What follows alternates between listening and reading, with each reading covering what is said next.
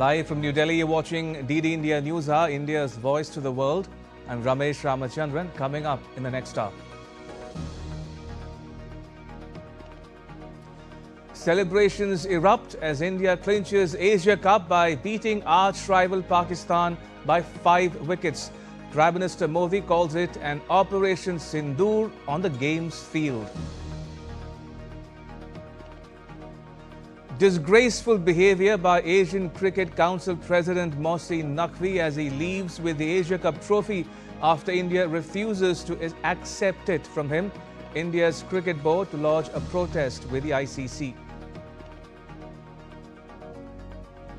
US President Trump to host Israel's Prime Minister Netanyahu for talks on Gaza peace deal. Hamas says it has lost contact with 2 hostages in Gaza City. And at least 20 dead and 20 more missing as Typhoon Buoy makes landfall in Vietnam. Businesses and airports shut, thousands evacuated.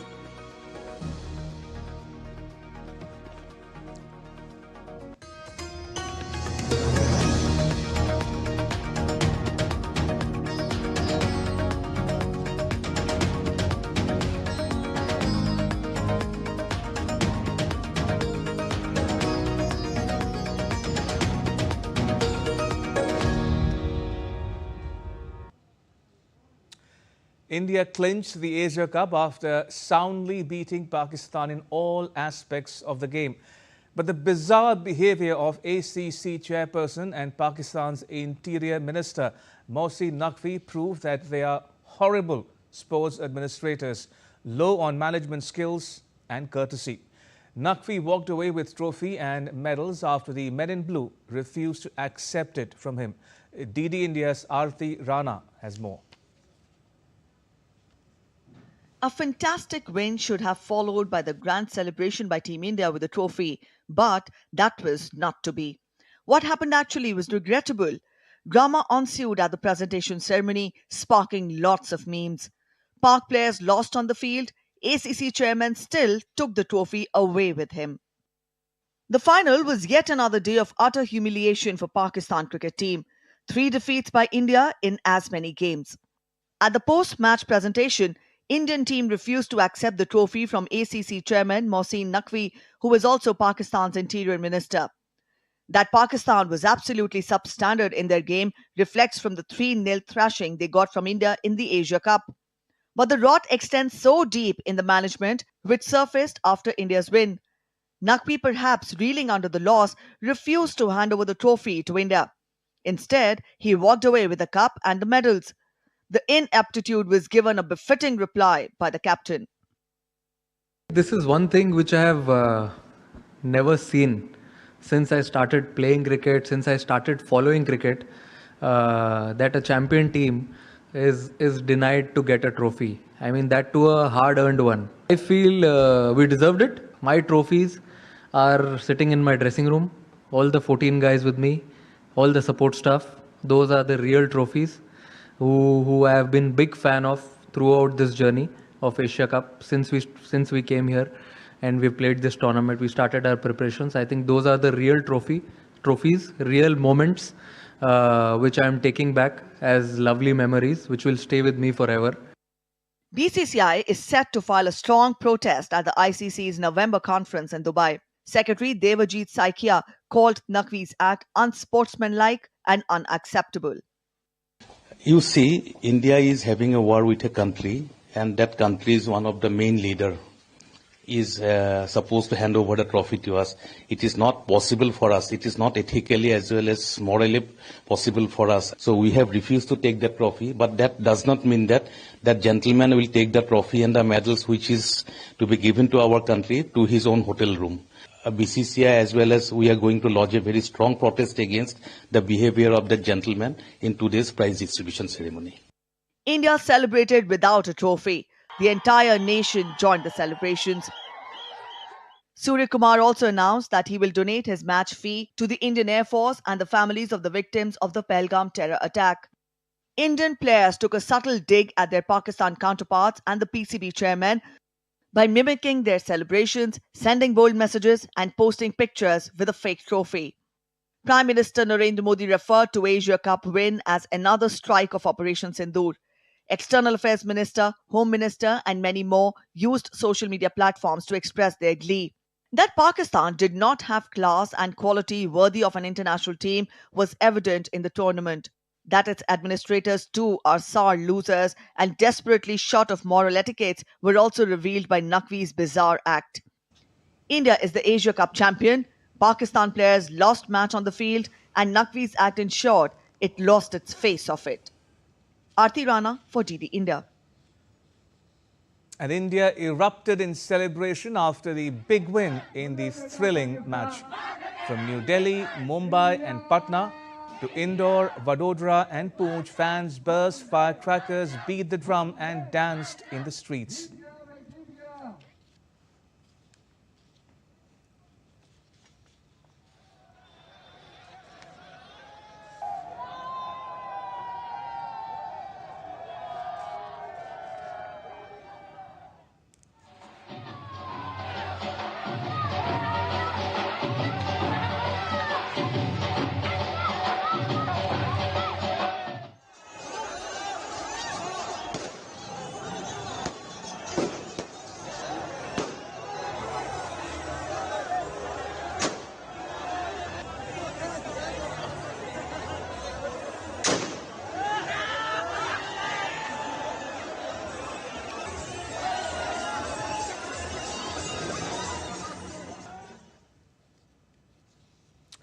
All right, joining us are my colleague Mukesh Shukla, who is in Dubai. Also joining us is Mr. Rakesh Rao, a veteran sports journalist. Gentlemen, welcome to this DD India News Hour. Mukesh, to you first. Tell us more about this drama by the Pakistani official of him walking away with the Asia Cup trophy. Since the tournament start, if you see this, the Pakistan team and their player create the controversy with the Indians. Indian players they start, sledging. They are, showing a wrong attitude in the ground. When Farhan got 50, he shows his bat as a gun, and Harish Rao he shows some handshake, some waving like some flight, some jet was collapsing during this Sindur attack. But the thing when it comes to end in this tournament, in the final, at the presentation ceremony, Naqvi has done above all of things because he may realize that he will give the presentation ceremony, he will give the award to the Indian side, and India knows his strategy. He could not want to shake hand again. They simply said, "Will not take this trophy from your hand. Will take some other dignitary will give us. We warmly welcome to get this trophy." But Indian captain knows, BCCI knows, and the Indian fraternity knows what Naqvi is thinking in behind the mind. In the already ground, we Indian batter and bowler, defeated Pakistan thrice in this tournament in a group stage, super over, as well as in the final, where they got some chance to, take revenge from India. But Indian batters Tilak Verma, Shivam Dubey, Sanju Samson, they smashed their hope and clinched the victory and as well as left the trophy. But when Naqvi start creating this issue, earlier it was also Ramachandran, this team was not turned up in the presentation ceremony on time. Then Naqvi intervened in between that asked Pakistan team to come at least in the presentation ceremony. Then Naqvi, Indian captain said he will not take the trophy from the Naqvi because he cannot take this trophy. So Naqvi has to show some gesture because there are so many dignitaries. He can hand over to the trophy to other dignitaries and they can give the trophy as well as the medal. But he could not show this gesture. He simply take the trophy and away from the stadium, and everyone watching what Naqvi has done in this scenario. Even Surya Kumar Yadav and company, they celebrate the trophy. They celebrate their winning moment without the trophy, and doesn't shows they were upset and they feel bad. They said simply they won the match. They were the champion. Everyone knows who's the champion. Trophy, it's a material. Whosoever it will get, it's not a big deal. but he simply said that he is with the team, he is with the nation, and he strongly stands with their Indian Armed Force, those displayed in Sindur operation in the Pakistan, and they have done in the on the field with the Pakistan. And one quick question before we let you go, Mukesh. Shifting focus from the controversies to celebrations now. Any celebration planned by the team or for the team in India? I mean, when is the trophy likely to reach India? See, as if now they couldn't get this trophy, BCCI secretary already passed this message. Please hand over this trophy to the Indian team, at least their hotel and the medal, because they deserve. But as if now they couldn't get this trophy, I don't think so. They will, make the trophy celebration when they will get that. The BCCI will decide what they will do with this trophy, whether they will celebrate or whether they will not. But as if now, if you see the press conference, Ramesh, the message was clear by the Sky and the captain Surkumar Yadav. He said he donate every amount, his fee of this Asian trophy to the Indian Armed Force, as well as he said he stand with the country, stand with the army, stand with the Air Force and the Navy, their armed force since beginning when the tournament started. At the end of the Champions Trophy, he also stand in the same platform. He could not in a mood to compromise with any situation. All right, we leave there for now, Mukesh. Thank you. Mukesh Shukla reporting there from Dubai. Right, going across to our guest, Mr. Rakesh Rao. Mr. Rao, there are, what did you make of the endless controversies that dogged the tournament, particularly the drama involving the Pakistani official who simply walked away with the trophy? Well, first of all, it didn't surprise me because it's very clear to me that if you refuse to shake hands with the opposition, which is not just an opposition, it's your enemy nation. And this nation refers to India in every context. You see their media, they term India as Dushman Mulk. Okay, now that means they treat us like enemies during war and peace. No matter whether it's wartime, peacetime, they refer to India as Dushman Mulk, Kafiron ka Desh, or whatever it is. Now, the point here is India and Pakistan are not friends. So when we don't shake hands, and especially in 2025, what has happened just a few months back, it is too close to that incident. So India agreeing to play in the Asia Cup that itself was so questionable. I mean, looking at the national sentiment, that particular decision was clearly, for me, it shouldn't have been taken. But then once taken, Indians land there, then they do what they deem fit. First, they refuse to shake hands with the team, and then Pakistan makes a big deal out of it because they had lost badly to us. So they used it as a tactic to divert the minds of their own countrymen. Otherwise, they would have been, they would have faced criticism and beyond. But they just did that. That is one. Number two, the second match they lost, the entire focus was shifted to the kind of almost, I would call it pretty obscene gestures in the field of play by two Pakistanis, which is clearly objectionable. And then again, their loss was, they tried to, just hide behind these two. Day three, that is the third successive Sunday, India beats them. Pakistan starts well. India finishes. Pakistani, the top order starts well. Our bowlers finish well. Their bowlers start well. Our batters finish well. End of the match, India wins the trophy. Now, what do? When they knew that Indians will not accept the trophy from Naqvi, because this news came, it was rather confirmed yesterday in the morning that Naqvi would be there, which is the norm because he is the man who heads the ACC. So it goes without saying that he will be there and he would actually give away the trophy and blah, blah. But he knew it. What made him, stay there? He remained there, maintained his position on the dais. Now, as the head of the family, I'm actually describing it as a head of the family of the ACC. He could have and should have stepped back to salvage the situation. He did not do that. Why he did not do that? Because he's wearing too many hats. He's not only an ACC chairman, he heads the PCB, he's also an interior minister there. And his anti-India tweets it's for the world to see. So when you have a man who's wearing too many hats, he's got too many interests to serve, this was expected that he would not budge. He did not budge, and Indians hit them not only in the field of play, they hit them where it hurts the most. They made Indians wait. Indians did not go to the dais at all, and then they had their share of celebrations without the trophy. That is mocking them even more.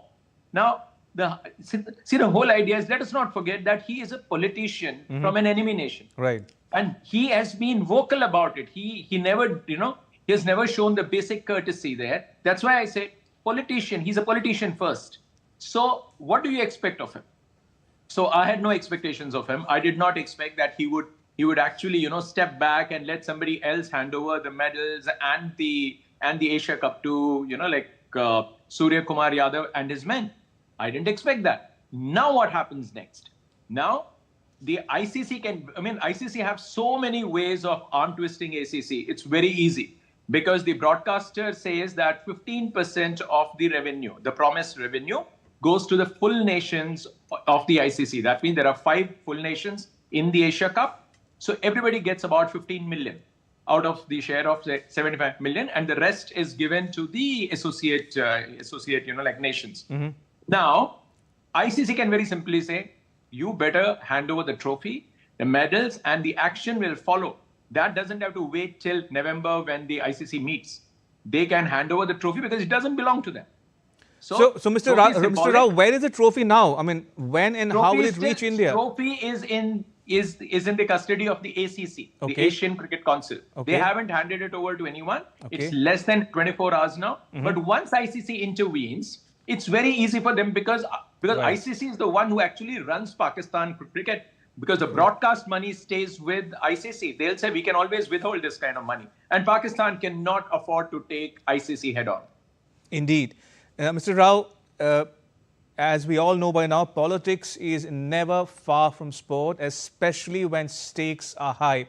Now, having listened to what you had to say just now, what are some of the lessons that sport administrators can take away from this edition of the Asia Cup?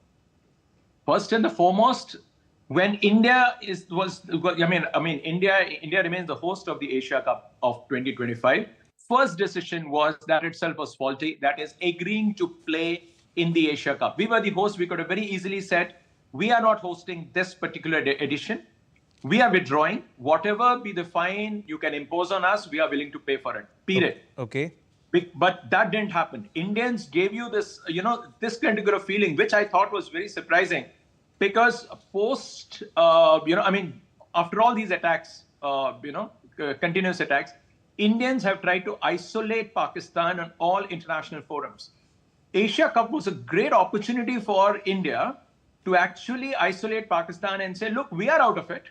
This edition we are not hosting. You being the ICC, because the ACC is headed by a Pakistani, you go ahead with the tournament. Trust me, the broadcasters wouldn't have agreed to show this match at all, because the deal is very simple. As many India-Pakistan matches, then only they step in. There is a clause there. Mm-hmm. So every match has to be held on a Sunday, and maximum number of India-Pakistan matches. So minus India, ACC would have, this Asia Cup would have collapsed on its own.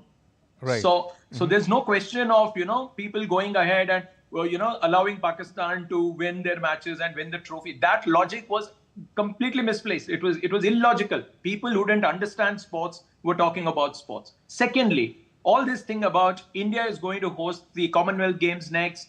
We are eyeing the the Olympic Games in 2036, Commonwealth Games in 2030.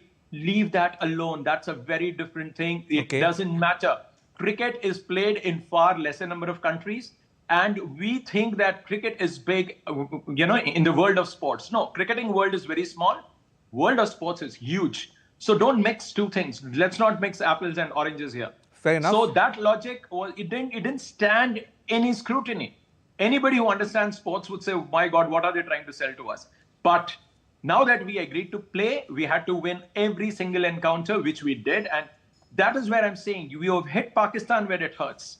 I'm so glad that we didn't win a one-sided match. We were made to struggle, but we came out stronger. We showed character. We showed mental strength. We knew that even on an off day, we could win. We showed that in the last time also. I mean, in the last game also, they were 91 after 10 overs. Bad day for the, like new ball bowlers and all, but we bounced right back. Yesterday, we had a similar scene. Our bowlers bounced right back and almost humiliated them. 9 wickets and 33 runs were traded. Right. So it's like you showed them like this is where you belong. Okay, we didn't start well, but we still had the depth, we had the ammunition to hit back. And trust me, this defeat is going to hurt Pakistan like no other. Indeed. And finally, very quickly, Mr. Rao, talking about India's journey to the final and eventual victory, what were some of the standout performances or moments for you? I think it was a collective effort. I mean, I wouldn't like to say Abhishek did, great. And I don't want to put any other person down. There were moments when you needed bowlers to, raise their hand and say, okay, we will make a comeback. Indians could have been in trouble a lot of times because Indians didn't have a perfect match. There was no perfect match except the one, against the UAE, which is not even taken into account. But the point is that we had a team which was without the stars, the established names who have served India for so long. Credit to the youngsters, credit to our system.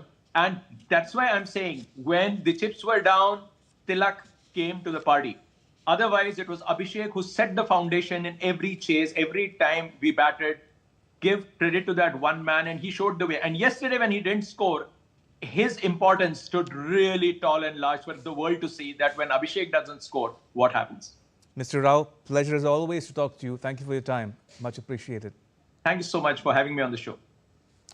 Right, moving on, US President Donald Trump voiced optimism that a deal is near to end the conflict in Gaza ahead of Monday's negotiations with Israel's Prime Minister Benjamin Netanyahu.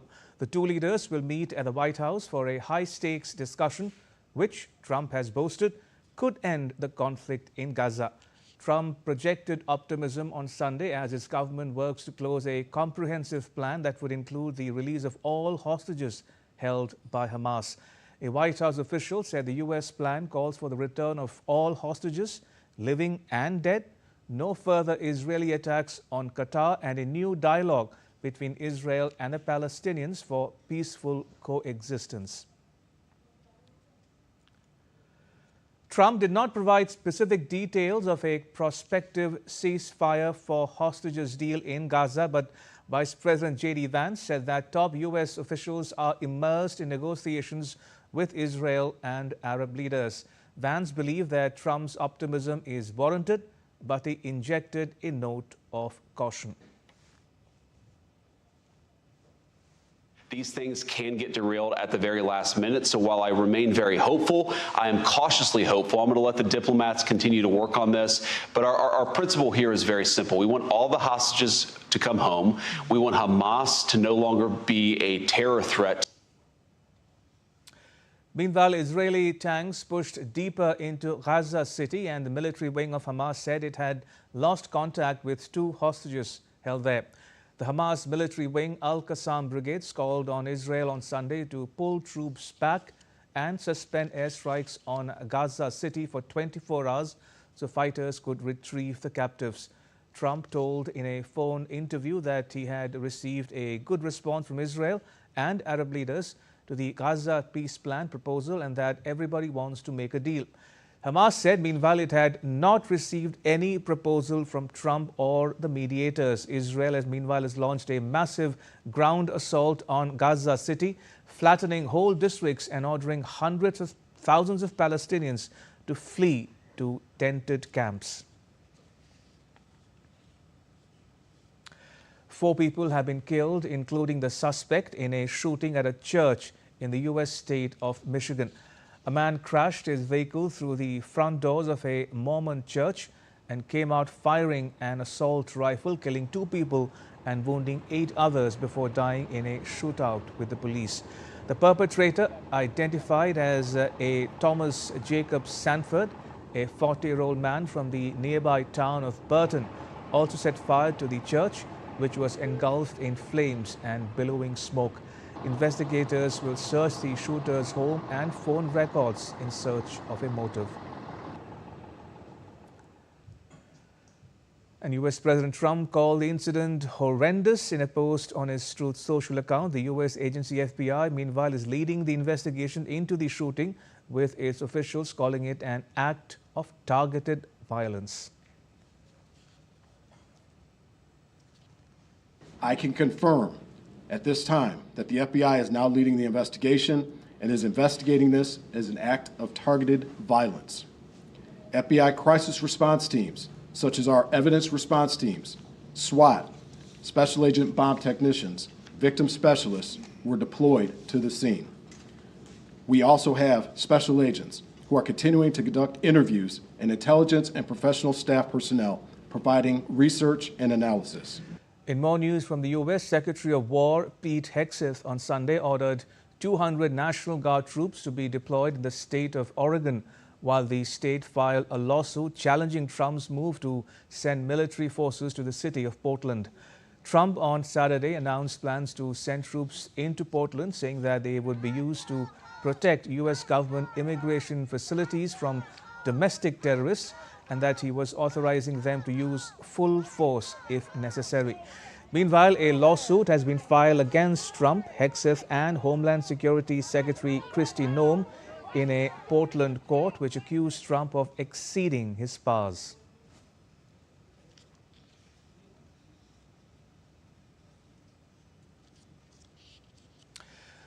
To Europe now, Moldova's pro-EU ruling party has won a key parliamentary election with more than 50% of the vote. As per official results published on Monday, the Party of Action and Solidarity, headed by President Maia Sandu, had garnered 50.03% of the vote compared to 24.26% for the pro-Russian Patriotic Bloc.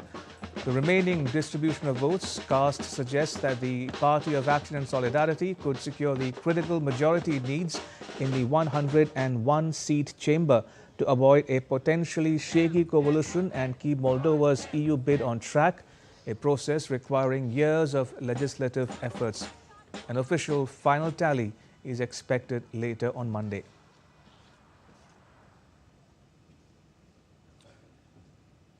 Thailand's Prime Minister Anutin Charnvirakul on Monday outlined his government's policy agenda to Parliament, focusing on immediate actions to revive Southeast Asia's second-largest economy. The government aims to reduce living costs, tackle household debt and stimulate domestic tourism. Other priorities include the peaceful resolution of a dispute with Cambodia, combating illegal gambling and enhancing disaster preparedness through the use of advanced warning systems. The government has a limited window to implement its measures because last week the Premier announced to dissolve Parliament by the end of January, leading to a general election in March or early April. Meanwhile, Thailand has been struggling with US tariffs, high household debt, weak consumption and a soaring currency.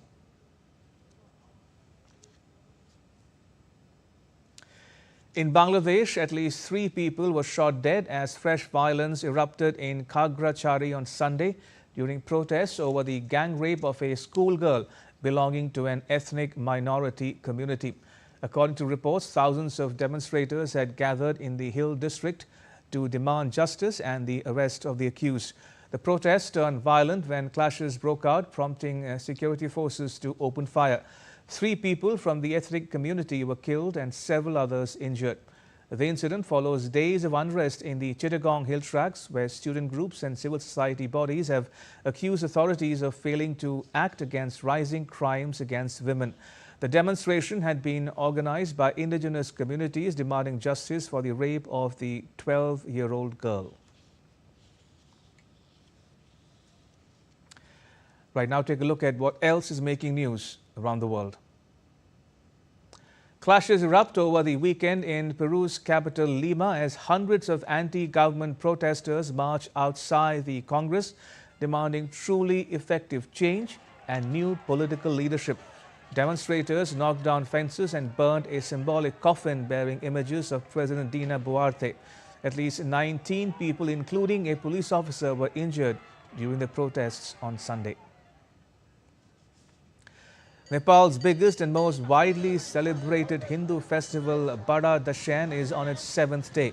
On this occasion, Nepali people across the country observed the tradition of Phulpati, a ceremonial offering of auspicious flowers, leaves and fruits brought into homes to mark prosperity and devotion.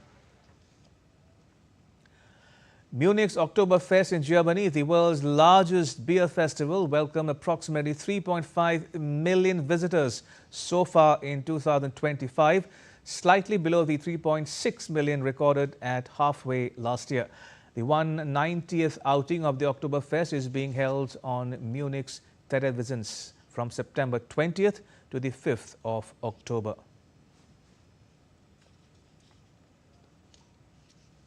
Still to come on DD India News Hour. Minister Ashwini Vaishnav flags off 7 new trains for the pole-bound state of Bihar.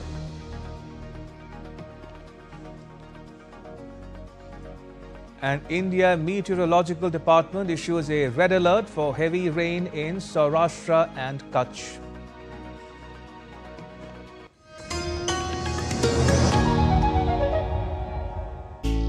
Jharkhand will mesmerize you with majestic nature, rich heritage and colorful culture. Hello. Johar. It fits perfectly. Thank you. Full workout हो गया. Ready?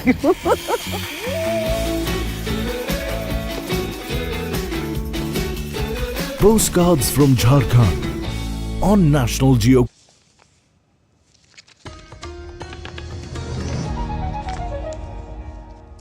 Welcome back. You're watching DD India News Hour. I'm Ramesh Ramachandran. A quick recap of the headlines.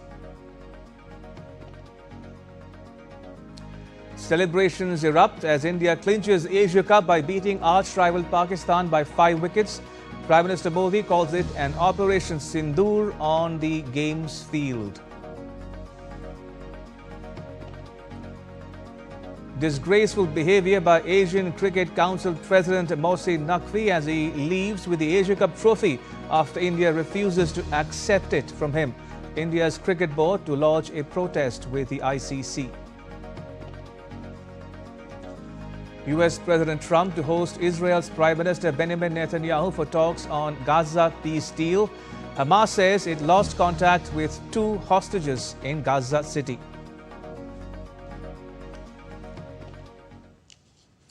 Right, we start with global weather updates. Spain's meteorological agency on Sunday issued a red alert for heavy rains in the country's east, prompting authorities to close schools and universities in Valencia on Monday.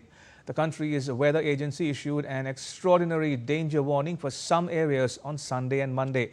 Citing the weather alert, Spain's Prime Minister Pedro Sanchez urged citizens to always follow civil protection and emergency services instructions.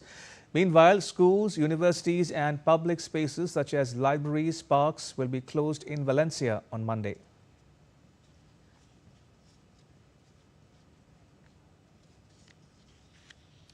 Typhoon Buoy made landfall in north-central Vietnam in the early hours of Monday, damaging houses and knocking down power grids with at least 24 people dead and 20 fishermen missing as the storm brought flooding rains and huge swells.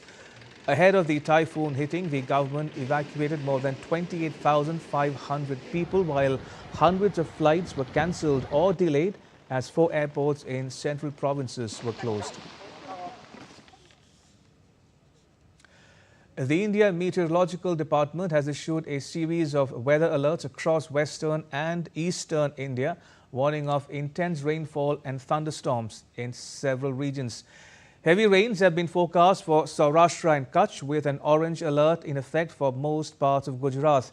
The IMD predicts light to moderate showers or thunderstorms across the state with very heavy rainfall expected on Monday. Maharashtra continues to grapple with relentless downpours. The IMD has placed Mumbai, Thane, Palghar and Raigad under a red alert, warning of extremely heavy rainfall accompanied by thunderstorms and gusty winds. Several other districts remain under orange alert as well. In West Bengal, the day began with partly cloudy skies and intermittent rain. Conditions are expected to improve gradually, giving way to sunshine later in the day.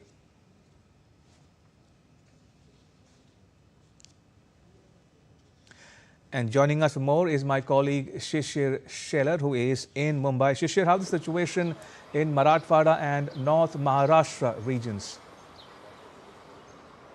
Well, absolutely, Ramesh. The rain has stopped since last few hours here, but the last 48 hours was quite a tough time for some of the districts in Maharashtra, particularly the Marathwada region and the northern Maharashtra region. We have seen here that these particular regions have received a very heavy rainfall, and the officials are saying that it's almost like 50 years record that the rainfall has break in this entire region, and that's the reason people are suffering a lot, particularly the farmers here.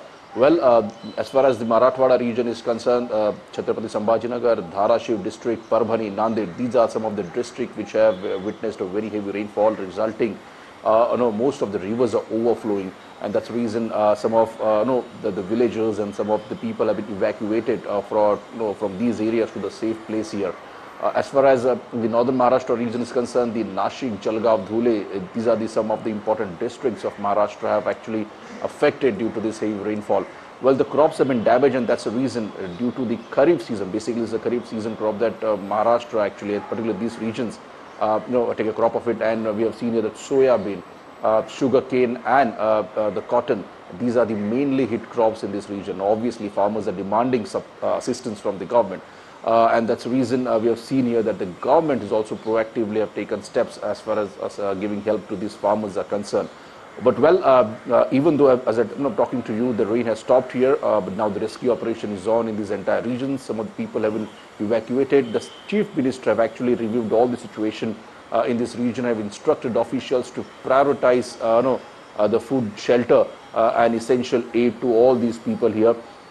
They've also said that wherever required, they're also reviewing the dam situation in this entire region, because some of the dams are overflowing, and that's the reason that needs to be controlled here. Officials have been told to release the water time and again to nearby rivers also, and also issued warning to the people residing in this river to evacuate to the safer places. Right, we'll leave it there for now. Shishir, thank you. Shishir Shelar reporting there from Mumbai. The 42nd edition of the Indian Coast Guard Commanders Conference began in New Delhi on Monday. Spanning 3 days, this premier annual forum brings together the Coast Guard's senior leadership to deliberate on strategic, operational and administrative imperatives amidst evolving geopolitical dynamics and maritime security challenges. Defence Minister Rajnath Singh has lauded the Coast Guard for its swift and decisive action during high-risk incidents, including the MV Wanhai 503 fire and the sinking of MV MSC ELSA 3, which showcased the force's operational readiness and environmental protection capabilities. Coast guard ने multi agency coordination को एक strength के रूप में develop किया है। States की civil administration के साथ मिलकर आप जिस प्रकार सीमलेस काम करते हैं, वो अपने आप में मैं मानता हूं कि यूनिक है। साथियों, आज मैरीटाइम सिक्योरिटी के परिप्रेक्ष्य में कोस्ट गार्ड सिर्फ सिक्योरिटी प्रोवाइडर ही नहीं है, बल्कि एक फोर्स मल्टीप्लायर ये बन चुकी है। नेवी और अन्य एजेंसीज के साथ मिलकर आप जो सिनर्जी क्रिएट कर रहे हैं, वही हमारी ओवरऑल नेशनल सिक्योरिटी आर्किटेक्चर को और भी मजबूत कर रही है। And DD India's Nandita Dagar summed up the opening day of the Coast Guard Commanders Conference. Take a listen. Our Indian Coast Guard, which has the mandate of protecting and saving lives in 46 lakh square kilometers of the Indian Ocean region, began with just 7 surface platforms in the year 1977. Today, the Coast Guard possesses more than 150 surface platforms and more than 75 aircrafts, including helicopters. Next year, the Coast Guard will be celebrating its 50th Raising Day, and it looks forward to another glorious 50 years. Next year, the Indian Coast Guard will be hosting the 5th International Coast Guard Summit, the largest in the world, and in the next 5 years, the Indian Coast Guard will be possessing more than 200 surface platforms or vessels and more than 100 aircraft, including helicopters and reconnaissance aircraft. Today, the Defence Minister, Mr. Rajnath Singh, when he was addressing the top commanders of the Coast Guard at the 42nd Annual Coast Guard Commanders Conference, he appreciated the yeoman service that the Coast Guard has rendered in saving lives. In the last year alone, the Coast Guard in 76 search and rescue missions has saved 74 lives, truly realizing its motto of Vayam Rakshama, or we protect. With camera person Sunny in New Delhi, this is Nandita Dagar for DD India. In a significant step towards enhancing rail connectivity in the eastern Indian state of Bihar, Railways Minister Ashwini Vaishnav flagged off 7 new trains via video conferencing. The trains flagged off from Patna Junction include 3 Amrit Bharat Express trains, marking a major milestone in the expansion of affordable and efficient rail services across the country. With the addition of these 3 Amrit Bharat Express trains, the nationwide count rises to 15, with the majority, 13 of them, operating from Bihar. The new Amrit Bharat trains being launched are the Muzaffarpur Charlapalli Amrit Bharat Express, Darbhanga Mother Amrit Bharat Express, and the Chhapra Anand Vihar Terminal Amrit Bharat Express.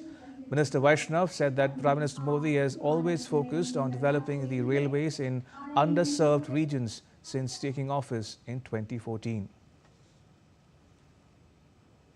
में जब माननीय प्रधानमंत्री श्री नरेंद्र मोदी जी ने जिम्मेदारी संभाली, तब से उन्होंने रेलवे पे एक नया फोकस लाए और विशेषकर उन सब राज्यों पे फोकस लाए जिन राज्यों में सुविधाएं कम थी और जहां पर रेलवे का बहुत बड़ा एक ज़रूरत थी। बिहार में पहले जहां मात्र 1000 करोड़ रुपए का बजट होता था, आज वहां पे 10,000 करोड़ रुपए का बजट है। तो एक बहुत बड़ी एक मोदी जी ने देश के विकास के लिए, बिहार के विकास के लिए एक बहुत बड़ी अवधारणा हमारे सामने रखी। Petroleum and Natural Gas Minister Hardeep Singh Puri on Monday inaugurated the 5th Hockey India Senior Women's Inter-Department National Championship in New Delhi. The minister said on the occasion that women's hockey is doing well.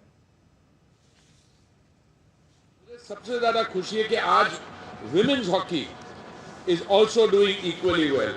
और आज की जो championship है, not only do they have national level players, पर मुझे एक और भी बड़ी खुशी है कि हमारे जो all time greats amongst the women, they are also with us here today. हमारी women's hockey now is on the global stage.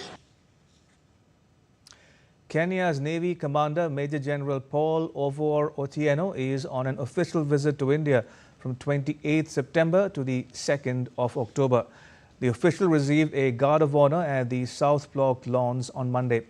India and Kenya are maritime neighbors. The contemporary ties between the two countries have now evolved into a robust and multifaceted partnership.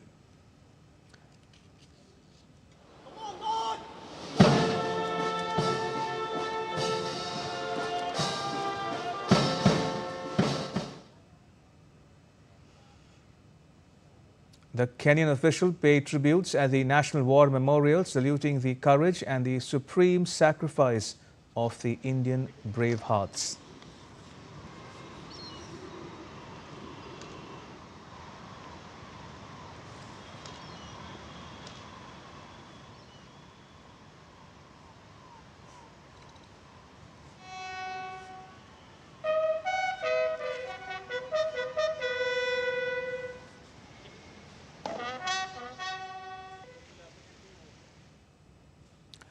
Right, and now take a look at what else is making news in India.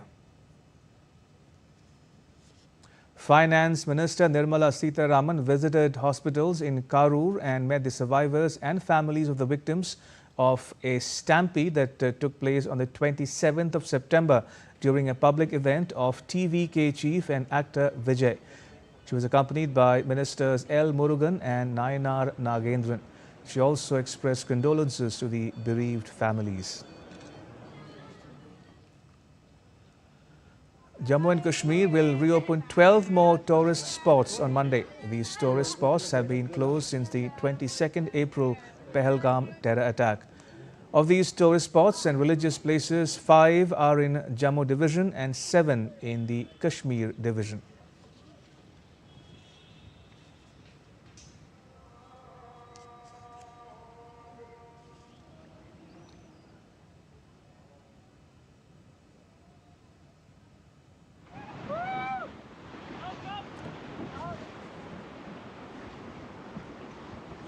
In Jammu and Kashmir, after nearly 6 months, water rafting on the Chenab River in Riyasi has finally resumed on Monday. Local businesses are hopeful for revival as tourists return. The prolonged suspension was a consequence of unyielding rainfall that elevated water levels, simulating flood conditions.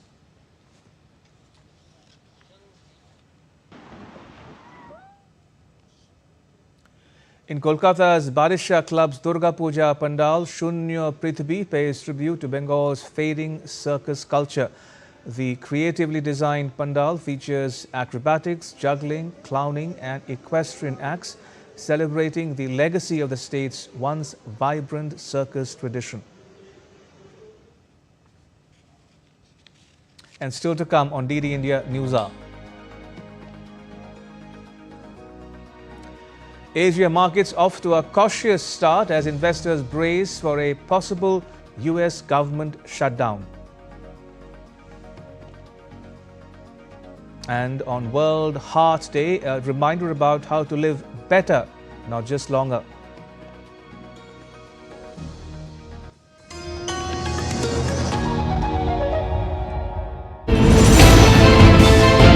Geopolitics and trade deals. Economic challenges amid development. Hard work and the path to prosperity. It's the economy always. Between walkers, money is what money does and says. Supply creates its own demand. Between the bulls pulls and bears tears. When supply chains globalization and India rises to the podium. We'll get you centered with the Economic Brief at 8 p.m. every Thursday on DD India.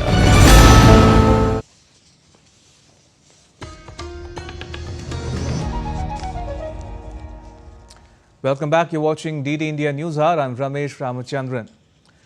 In some business news, the Reserve Bank of India Monetary Policy Committee will meet from 29 September to the 1st of October. The 6-member committee led by RBI Governor Sanjay Malhotra will begin its deliberations on Monday, with the decision to be announced on Wednesday. The RBI paused cutting rates in its previous meeting in August after 3 consecutive cuts totaling 100 basis points. The October meeting has become crucial as Trump's additional tariff of 25%, taking the total to 50%, came into effect on the 27th of August, just days after the last meeting. New GST rates kicked in on the 22nd of September in a move to boost consumption and increase domestic manufacturing. To market updates now, share markets got off to a cautious start in Asia on Monday as investors braced for a possible shutdown of the US government. Japan's Nikkei slipped 0.7%, having risen to 6% for September so far, while South Korea bounced 1.2%, bringing its gains for the month to 6.3%. The MSCI's broadest index of Asia-Pacific shares outside Japan firmed 0.4% to be up almost 4% for the month.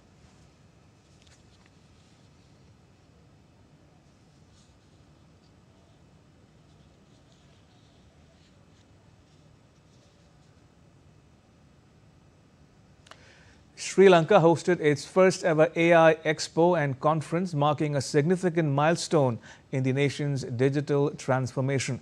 Organized by the Ministry of Digital Economy, the event represents a major step forward in Sri Lanka's push for a digitally integrated economy. During the inauguration, Prime Minister Harini Amarasuriya emphasized the importance of balancing technological progress with caution. She noted that skepticism should not be mistaken for resistance, but rather seen as a necessary safeguard to ensure technology continues to serve humanity.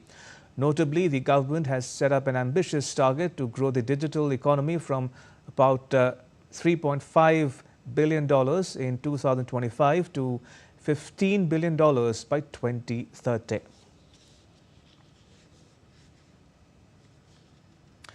Germany's Chancellor Friedrich Merz is planning an auto industry summit next month to tackle the sector's deepening crisis. For more, we go across to our Deutsche Welle colleague Chiponda Chimbelu in Berlin. Chiponda, just how bad is the crisis facing Germany's car makers? Thanks for having me. Well, there are many German companies that have announced cost-cutting measures with plans to scale back production and slash jobs. Now, just last week, auto giant Volkswagen said it would reduce output at 2 of its German plants because of weak demand. And that was also the reason that supplier Bosch gave when it announced its plans to cut 1 in 10 jobs here in Germany on Thursday. Now, the sector could lose around 45,000 jobs over the coming year, according to a forecast by EY. And we do know, of course, that it is Germany's biggest private sector employer. And so that is why the weakness in it is a major cause of concern, and also probably one of the main reasons why German Chancellor Friedrich Merz is planning to convene politicians and auto industry executives on October 9th for a summit here in Berlin. 29 September marks the 9th anniversary of the surgical strikes carried out by the Indian Armed Forces in response to the dastardly Uri terror attacks. The strikes carried out by the Special Forces of the Indian Army not only dismantled a significant terror infrastructure, but they also killed more than 40 Pakistani terrorists.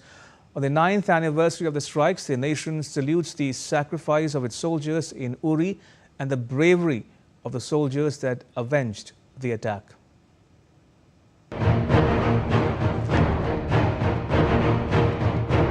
On this day, 9 years ago, India's brave special forces rewrote the rules of engagement against terror. In a daring operation that showcased our nation's unyielding resolve, they crossed the line of control into Pakistan-occupied Kashmir, striking hard at the heart of enemy launch pads. Responding to the brutal Uri attack that claimed 18 of our soldiers, this surgical strike was a masterstroke of precision and courage. Under the cover of darkness, our elite para-commandos infiltrated deep into POK. They targeted 7 terrorist launch pads, unleashing fury on camps buzzing with militants ready to infiltrate India. In a swift, calculated assault, they eliminated dozens of terrorists and demolished key infrastructure like ammunition dumps and command centers. No stone was left unturned in dismantling the terror network that threatened our sovereignty. This wasn't just retaliation. It was indeed a bold statement. India would no longer tolerate cross-border terrorism. Our forces returned safely before dawn, mission accomplished with 0 casualties on our side. The world watched in awe as a new, assertive India emerged, one that protects its people with iron will and strategic brilliance. Surgical strike में यहाँ की brigade ने जो भूमिका निभाई वो हर देशवासी को गौरव से भर देता है, और वो दिन तो मैं हमेशा याद रखूंगा, क्योंकि मैं तय किया था सूर्यास्त के पहले कि सब लोग लौट करके आ जाने चाहिए, और मैं हर पल फोन की घंटी पर टिकटिका के बैठा हुआ था कि आखिर से आखिर मेरा जवान पहुंच गया क्या, और कोई भी नुकसान किए बिना ये मेरे वीर जवान लौट करके आ गए, पराक्रम करके आ गए, सिद्धि प्राप्त करके आ गए. The surgical strikes wrote a new page in India's story of bravery. It changed the paradigms of India's fight with terror forever. Like a strong storm, it broke the enemy's confidence and showed that India won't wait for attacks anymore. And today, as we mark this anniversary, we salute our armed forces, the guardians of our freedom, whose bravery continues to inspire the entire nation. Akshay Dongre's report for DD India. In today's times, when heart attacks and strokes affect not only the elderly but also young adults in their 30s and 40s, do you know that most heart conditions are preventable if addressed in time? World Heart Day, observed every year on 29 September, serves as a reminder that caring for the heart is not just about living longer, but also living better, with the energy, strength and vitality to enjoy life to the fullest. DD India's Preeti Kaur gets us more. Beating about 2.5 billion times in an average lifetime, the heart is the most hardworking muscle we have. It is more than an organ. It is the rhythm of life, symbol of love, and the keeper of our vitality. When it comes to health, nothing is more important than your heart. Heart diseases continue to be the leading cause of deaths worldwide, and the observance of World Heart Day plays a crucial role in helping people understand the importance of prevention and timely care. September 29th is celebrated as World Heart Day to raise awareness of cardiovascular disease and the importance of taking care of your heart. The theme this year, Don't Miss a Beat, emphasizes on the importance of consistent heart health awareness and proactive care. Cardiovascular diseases cause over 17 million deaths each year worldwide. Many of these deaths can be prevented through lifestyle changes. World Heart Day spreads awareness about eating heart-healthy food, avoiding tobacco and alcohol, managing blood pressure, diabetes and cholesterol, encouraging regular exercise, promoting early health checkups. It also matters because heart diseases affect not only older adults but also younger population due to rising stress, poor diet and lack of physical activity. Taking care of your heart does not have to be hard. You can follow simple and practical heart tips in your routine. Eat more fruits and vegetables. They are full of fiber, vitamins and antioxidants. Stay active. You can significantly reduce the risk of heart disease if you walk 30 minutes a day. Quit smoking. Smoking harms your arteries and increases risk of cardiovascular disease. Limit alcohol. Heavy drinking can strain your heart. Avoid stress. Use practices like meditation, yoga and breathing deeply to keep stress low. A healthy heart is the strongest investment you can make for your life, your loved ones and your future. Care for your heart and it will care for you every beat of the way. Preeti Kaur, DD India. And that's all for this edition of DD India News Hour. Let us know your thoughts on the news of the day. You can get the latest news and updates on the DD India mobile app. It's available on both Android and iOS platforms. You may wish to scan the QR code that's now on the screen to download it. And we'll be back with more news as it breaks here on DD India. I'm Ramesh Ramachandran. All of us here in New Delhi. Thanks for watching DD India News Hour.